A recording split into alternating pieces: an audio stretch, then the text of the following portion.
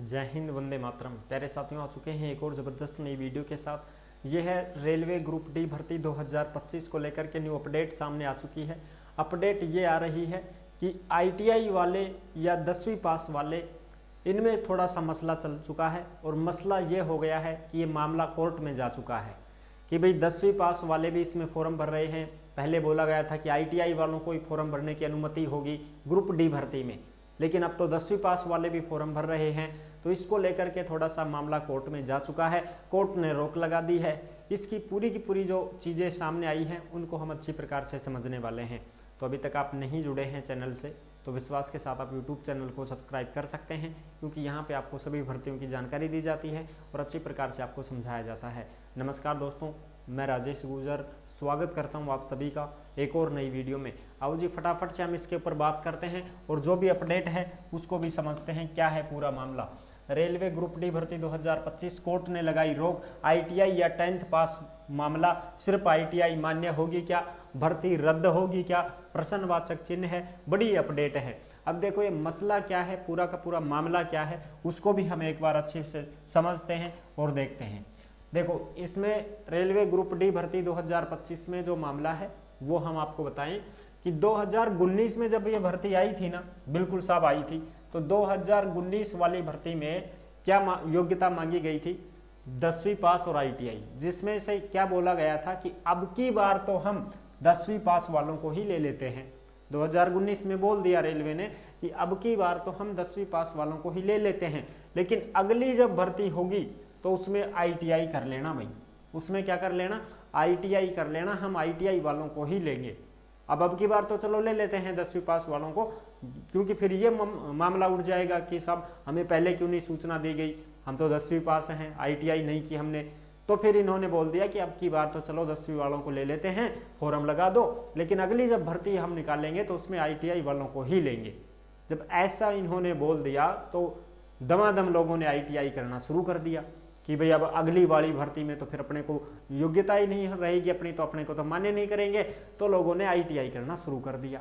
बिल्कुल साहब, 10वीं पास करते ही कुछ तो आईटीआई करने लग गए, कोई 12वीं करते ही आईटीआई करने लग गए। ठीक है कि भाई आईटीआई तो करनी पड़ेगी, नहीं तो फिर रेलवे में कैसे लग पाएंगे। अब उनका लक्ष्य ही रेलवे है तो वो आईटीआई कर चुके।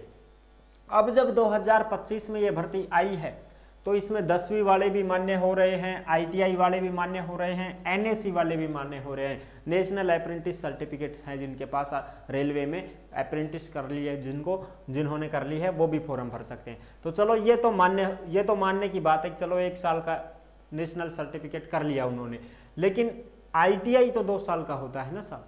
तो अब इसको देख करके लोगों ने आईटीआई शुरू कर दिया था 2019 के बाद में कि भाई अपने को तो आईटीआई करनी है।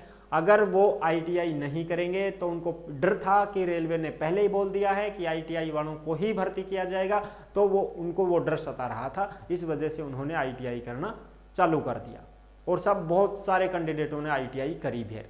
ठीक है, अच्छा अब फिर जब 2025 का नोटिफिकेशन आता है तो उसमें मामला ये आया कि 10वीं वाले भी भर दो, आईटीआई वाले भी भर दो, एनएससी वाले भी भर दो।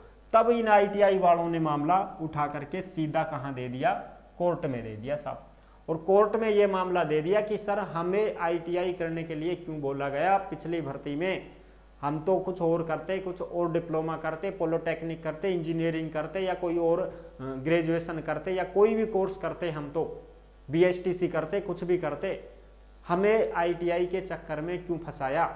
रेलवे ने ये बोल दिया कि आईटीआई वालों को ही लेंगे, तो फिर हम आईटीआई करें भाई, आईटीआई करनी पड़ी, हमें भर्ती होना है रेलवे में, हमारा लक्ष्य ही रेलवे है। इस वजह से फिर अब 10वीं वालों को भी दे दिया इन्होंने कि 10वीं वाले भी फॉर्म भर सकते। तब सुप्रीम कोर्ट ने मामला उठाया है और बोल दिया है कि हाँ बिल्कुल बात तो सही है, इनकी 2 साल खराब हो गई है, और कुछ करते और किसी क्षेत्र में चले जाते, लेकिन अब इन्होंने आईटीआई कर ली है तो अब ये भी फॉर्म भर रहे हैं, 10वीं वाले हैं वो भी फॉर्म भर रहे हैं। अब ऐसा तो हो नहीं सकता कि भर्ती रद्द हो जाए साहब, भर्ती तो रद्द अभी नहीं होगी।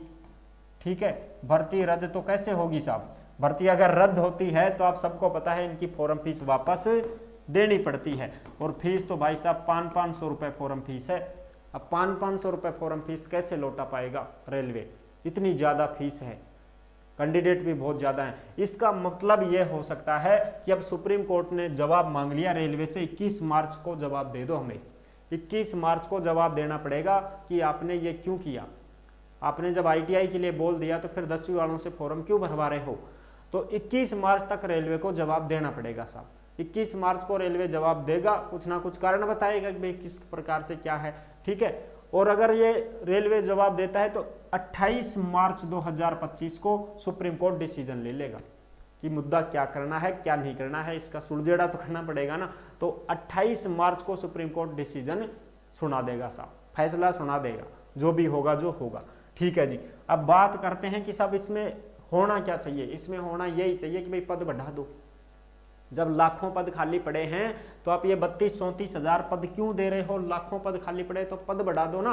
उसमें ये हो जाएगा कि भाई कम से कम भी नहीं तो कुछ बच्चे ITI बेस के हैं वो टेक्निकल में चले जाएंगे।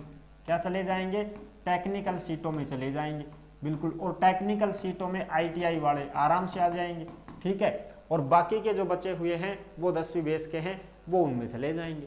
टेक्निकल जो है उसके भी पद बढ़ा दो और कुछ इसमें पद बढ़ा दो, दोनों में सेम पद बढ़ा दो, ताकि ITI वाले बच्चों को भी दुख ना हो। क्योंकि ITI के जो ट्रेड है उस ट्रेड में ITI वाला ही जा सकता है, बाकी तो 10वीं पास वाले तो वैसे अन्य ट्रेडों में भी चले जाएंगे ना जिसमें कोई ट्रेड ही नहीं है, ठीक है साहब। तो ये चीजें हैं। तो अब मामला यही है बस, और यही अपडेट थी कि भाई इसमें क्या हो रहा है, घपलाबाजी क्या है। तो घपलाबाजी यही है साहब कि ITI वाले बच्चे हैं बिरच गए हैं साहब, गुस्सा हो गए हैं कि हमने 2 साल खराब कर दी और 10वीं वाला तो भर दिया फार्म, इधर हम ITI करके भी फार्म भर रहे हैं। फिर इसका मतलब क्या हुआ, तो इसका मतलब यही हुआ कि भाई अब कोर्ट जो है जवाब मांग रहा है कि ये ऐसा क्यों किया आपने। ये चीजें हैं बस इसमें। आई होप आप अच्छी प्रकार से समझ गए होंगे। भर्ती उर्ती कोई रद्द नहीं हुई है, अभी तक कोई अपडेट नहीं आई है। ऐसे आप सोच में ना पड़ो कि सब भर्ती रद्द होगी क्या या और कुछ होगा।